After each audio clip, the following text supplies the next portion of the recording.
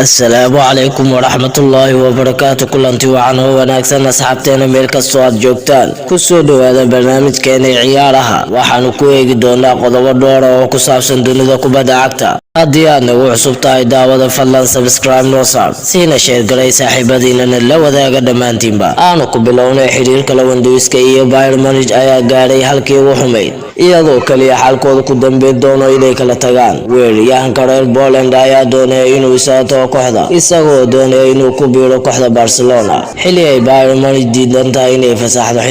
xidiga Robert Lewandowski ayaa lagu soo warmayaa inuu diidi doono ka qaybgalka tababarka isku diyaarinta xilli ciyaareedka si uu u qasbo kooxda inay iibiso sida laga soo xigtay Sport 1 xidiga khabiirka oo noqon doono 34 jir bisha Agoosto ayaa si cad u sheegay inuuna doonaynin inuu sii joogo kooxda Bayern Munich inkastoo uu kooxda kula jiro heshiis ilaa xagaaga 2023 hadalkii ugu dambeeyay Lewandowski ka yiri mustaqbalkiisa ayaa ahaa waqtigii Bayern waa soo dhamaaday ma arko inaan mar kale halkaas ka ciyaaro xaalku ugu fiican ayaa inaan isaato kooxda isla sidoo kale kooxda Liverpool ayaa diiday dalabkii ugu horeeyay Bayern Munich ka gudbisay saxiixa xidiga Sadio Mane sida ay sheegayaan wararku Bayern Munich ayaa si weyn loola xiriirinaya saxiixa Sadio Mane kaasoo doonayso inay ka dhig saxiixeedii ugu horeeyay suuqa kala iibsiga xagaagan kooxda reer Germany ayaa Liverpool miiska u saartay dalab furitaan ah oo dhan 21 milyan oo euro iyo waliba 4 milyan oo guno ah kuna xiran ku guuleysiga kooxda ee Champions League laakiin Liverpool ayaa si rasmi ah u diiday dalabka sida laga soo xigtay wargeyska The Sun oo sheegay inayna Liverpool aqbali doonin lacagtaas Liverpool ayaa xidiga 30 jirka ku qiimeysay inta u dhaxaysa 45 ilaa 50 milyan oo euro inkastoo uu hal sano ugu dhiman yahay heshiiskiisa kooxda Sadio Mane ayaa xaqiijiyay rabitaankiisa inuu isaato kooxda Liverpool suuqa xagaaga sida uu u ciyaaro tartan cusub xilli ciyaareedka dambe isla dhanka kale xidiga weerarka ugu ciyaara kooxda Manchester City